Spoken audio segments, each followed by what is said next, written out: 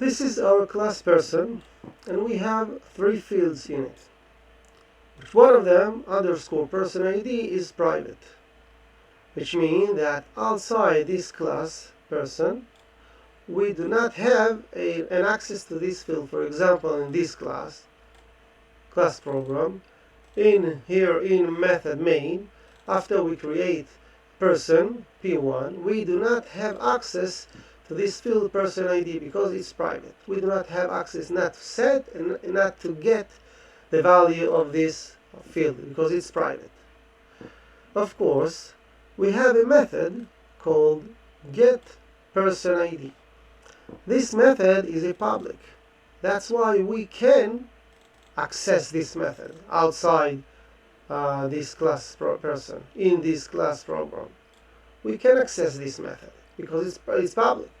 So P1.getPersonID is accessible, and because that this method is a part of the class, so this method have an access to this field person ID.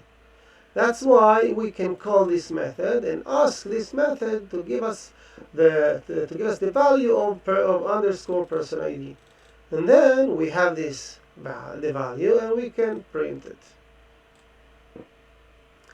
We must remember that class person is not a person yet. It's not a real person in memory. We don't have an instance of person in memory. We don't have a person object in memory yet. Class person means that we have only a type. This is the declaration of a type. Like int. Int is just a type. Int is not a variable yet. We do not. Int is not. Int is not a variable. We don't have yet a variable in memory that contains a value. We are using the type int in order to create a variable, and the variable can contain a value and in memory. But int itself is just a type. So exactly the same, person is just a type. It's not an object yet. It's not an instance of a person yet. We don't have a person object in memory yet. But of course we can use it to create an object, person object in memory, an instance in memory. Person P1 equals new person. Now we have an object in memory, person object, instance of a person in memory. And we can set public fields. What about the private field? We know that we can get the value out of this field because of this method. What about setting the value for this field? It's private. How can we set the value for this field?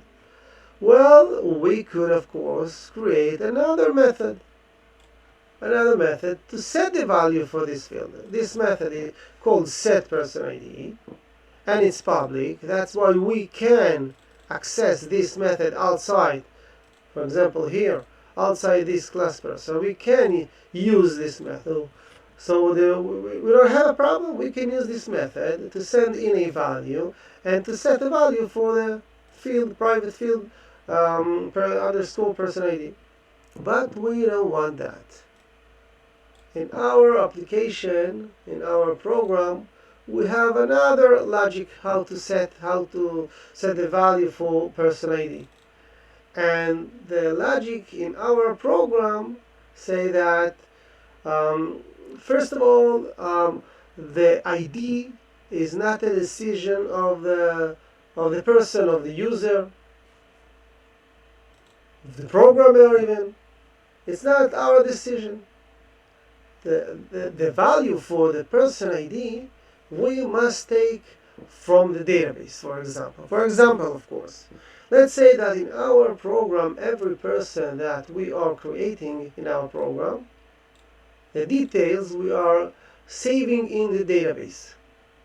And a new person that we are going to create, first of all, we need to go to the database to look for the last person created, to verify what's the ID of the last person created, and then for the new person that we want to create, we will just add 1 to the ID of the last person. For example, if the last person created was 122, then we want 123 for this person, for the new person created. This job we want, this logic we want for in our program for every new person. But beside that, we want that this logic will happen exactly at the time of creation of a person. We don't want to do that after, like we did here. We are getting the value of the person ID whenever we want. No, we want it of the time of creation, only then and not anymore. We don't want it to be available like this method. This method is available anytime. We can call it again and again. But we don't want to have a method that can be called anytime we want, again and again, and to set the value, and then maybe we'll change the value. No. We want to set the value once at the time of creation of the person, and then we don't want it to be an option even to change the value. How can we do that? Well, the answer is very simple. Another method, but not just a regular method, a special method. And this is the method. And this method is special. It's called Constructor. This method called Constructor. We can see right the difference between this method and other methods. This method doesn't have a return type. This method, the return type is int. This method is void, which means does not return anything, but at least a void we see here. But here there is nothing, only public and the name of the method. So this is the first difference. We have a second difference. Second difference is that any other method, we can choose a name, any name we want. But for the constructor, we have only one name. The name is exactly as the name of the class. In this class, person, so the constructor will be named also person. This method will go to in our example, of course, it will go to the DB database and we'll find the last ID and we'll add 1, for example 998 plus 1, and we'll set the ID for our person ID to be 999. Of course, this method is a public. Because of that, we can invoke this method outside of this class person. And because this method is a part of this class, because of that, this method have an access to this field, private field person ID. So now let's see how we are going to invoke this method and why we can invoke it only once and only at the time of creation. Let's see. Let's go up here.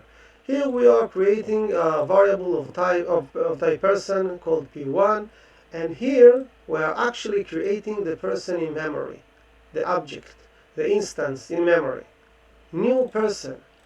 And every time, if you wonder what are these two opening and closing round brackets, now we understand. Here we are actually calling a method, like we always call a method, like we always invoke a method. We are writing its name and then opening and closing round brackets. Here we are calling the method called person. This method we are calling it. And of course we are calling it only at the time of instantiating of this variable, new person. We cannot call it again, just here in the new person. Only here we call it. We cannot call it again. Because this method is a public, we have access here in this class program.